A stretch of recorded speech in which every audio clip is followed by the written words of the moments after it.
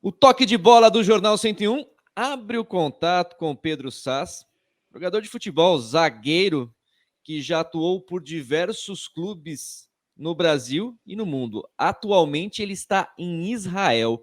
Vamos conhecer um pouco da carreira dele, ele que já passou por vários países do mundo. Pedro, eu quero agradecer sua presença aqui no Toque de Bola do Jornal 101. Conta um pouquinho da sua história, o seu início, onde você começou, quais clubes você atuou aqui no Brasil?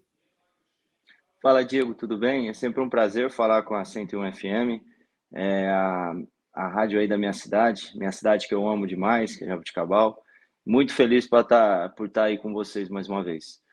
Diego, então, eu comecei no comercial, depois do comercial eu passei pelo Guarani, depois do Guarani, Grêmio de Jaciara, Guariba, a Bezinha, antiga quarta divisão.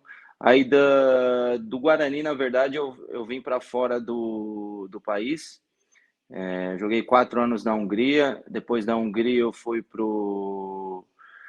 para a Grécia. Depois da Grécia, eu vim para cá, para Israel, para a primeira. Joguei 6 meses aqui. Depois daqui, eu fui para o Cazaquistão. O Cazaquistão também fiquei 1 ano na primeira divisão de lá. Depois de lá para a Sérvia e agora estou aqui há 5 anos em Israel. O começo da minha carreira foi um pouco turbulenta por conta que eu jogava futsal, meu pai brigava comigo, queria que eu jogasse campo e ele tinha razão, como sempre. Pai e mãe sempre têm razão. E aí eu fiz essa transição de sair do futsal para jogar campo e fui muito feliz. Até tive uma passagem no Sub-15 do Jaboticabal Atlético. Joguei pelo Jaboticabal Atlético também, o Campeonato Paulista. Jogava futsal pela Mascane, pela antiga DC Stephanie também, que disputava muitos campeonatos de futsal. E daí depois eu fui para o campo. E fiz uma bela escolha, graças a Deus. Pedro, você conheceu vários países, você conheceu Europa e Oriente Médio, né? Sim. Fala um pouco dessa diferença cultural entre a gente e países do leste europeu, né? Que é a Hungria, no caso da Hungria, e do Oriente Médio. Você teve nos dois lados, né? Do lado muçulmano e do lado judeu. Se for comparar o Brasil com o leste europeu, é totalmente diferente. O primeiro ano de adaptação foi muito difícil por conta da saudade da família e também pela alimentação e pelo frio. A gente brasileiro costuma comer bem, calor no nosso país praticamente o ano inteiro. E quando você vai para um país e pega -20, vai treinar debaixo de neve, você não acredita. Agora, para cá, para Israel, a adaptação foi mais fácil por conta que o país está no Oriente Médio e aqui é calor praticamente o ano inteiro, igual no Brasil. Então, aqui eu consegui me adaptar melhor. Aqui eu achei muito mais alimentos também do Brasil, entendeu? Arroz, feijão, se consegue fazer. A gente acha picanha também.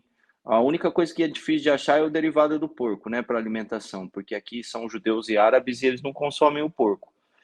Mas de resto, cara, eu acho que a melhor adaptação que eu tive foi aqui em Israel. Foi maravilhoso e pra você ver, tô aqui há 5 anos. Você está há 5 anos em Israel. Israel é um país muito conhecido por esse confronto entre palestinos e judeus. Como é que é conviver com isso? E como é que esse problema religioso nessa região, que é uma região que tem histórias de guerras, né? Sim, Diego, eu acho que desde do princípio, né, da religião, já havia conflito, né? E aqui, até na palavra da Bíblia diz, né, que aqui nunca haverá paz, só haverá paz quando o Messias retornar. E é nisso que eu acredito.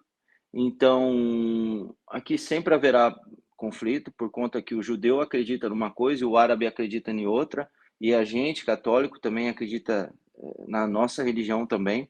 Então, sempre haverá conflito pela questão da religião e também questão diária, entendeu? Porque o árabe diz que aqui é a Palestina e Israel fala que aqui é a terra prometida por Deus para Moisés, entendeu? O profeta deles é Moisés. Então, sempre haverá um conflito sobre terra, sobre religião, e eu procuro não me envolver, cara. Eu vejo vários conflitos aqui, até 2 semanas atrás teve um conflito aqui muito feio, assim, que um árabe acabou entrando numa sinagoga e assassinou 9 judeus.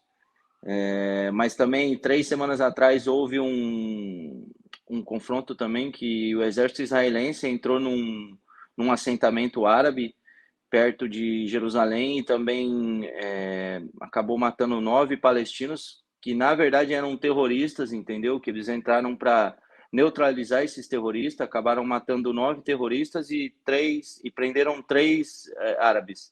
Então sempre haverá esse conflito por não saber de quem é a terra, entendeu? Se é do árabe, se é do judeu, porque os árabes estão aqui há muito tempo e os judeus acreditam também que aqui é a terra prometida deles por Deus para Moisés, né? Agora, mudando um pouco de assunto, vamos falar de campeonato israelense de futebol. Como é que é o campeonato israelense? Quantos times são? Qual equipe você joga? Se já conquistou títulos aí em Israel? Então, Diego, o campeonato israelense não se compara com o Brasil, né? O nosso campeonato tecnicamente é muito acima. Aqui é mais taticamente. Eu aprendi muito aqui taticamente, me encontrar mais no campo, seguir as regras táticas do gramado, entendeu? Movimentação, desarme, passe. E no Brasil é técnica pura, né? O brasileiro ele é conhecido no mundo pela sua técnica. Sobre títulos, já conquistei 2 títulos aqui, um campeonato israelense e também uma Copa de Israel. Você tem vontade de voltar ao Brasil, jogar em algum clube aqui do futebol brasileiro?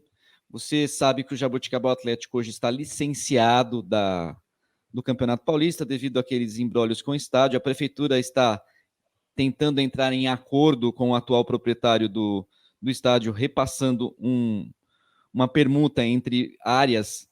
Parece que o atual dono do Atlético tem do terreno do Atlético tem interesse por uma outra área que é da prefeitura e pode haver essa permuta. Como é que você vê essa história? Se você já está sabendo dessa história e se você tem vontade de retornar ao futebol brasileiro?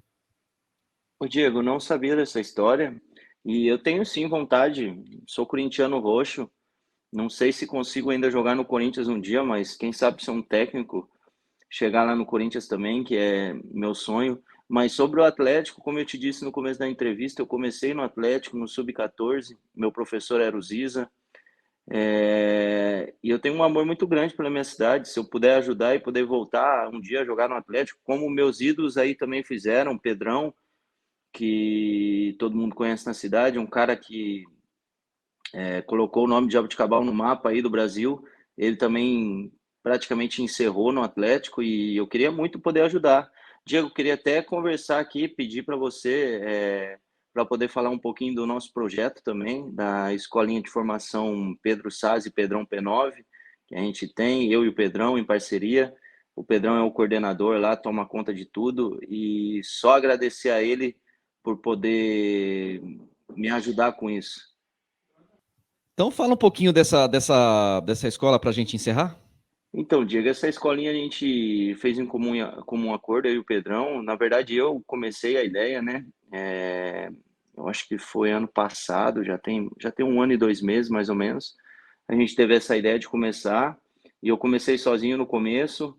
E no começo é sempre difícil, né, cara? Você tem que ter alguém que corra junto com você. Na época eu tinha 14 alunos, e aí eu chamei o Pedrão para o projeto, topei de primeira assim o projeto dele, que era mudar o nome da escolinha, entendeu? Colocar o nome dele também e ele coordenar isso, porque é ele que coordena, ele que dá os treinos, ele que é a filosofia dele e minha, entendeu? No projeto. E o que a gente quer é revelar jogador de Jaboticabal, entendeu? Porque Jaboticabal tem muito, mas muitos jogadores, muita criança que sonha em ser jogador e tem talento. Entendeu? Eu posso listar para você, ó, o Rincon, o Jean, João Denoni, eu, Pedrão, Leandro Fonseca, Canhoteiro, que era muito antigo, que também jogou, Alexandre Bortolato, tem vários jogadores aí na cidade e as crianças precisam disso, entendeu? De alguém que dê esse incentivo e abra essa porta, porque futebol, hoje em dia, é você abrir a porta e ter talento, não adianta só ter talento. E a gente está procurando fazer isso, Diego, abrir porta para as criançadas e também ajudar eles a desenvolver o nível técnico deles o mais alto possível. O Jornal 101 esteve em contato com Pedro Sass, que é filho de uma grande parceira aqui do Jornal 101, a Tânia Petrazzi, coordenadora de epidemiologia da cidade de Jaboticabal. Tem algum recado para sua mãe antes da gente encerrar? Valeu, dona Tânia, te amo. Um beijo, fica com Deus. O Jornal 101 esteve em contato com o Pedro Sass, zagueiro que hoje está atuando no futebol israelense. Diego Quintana para o toque de bola do Jornal 101.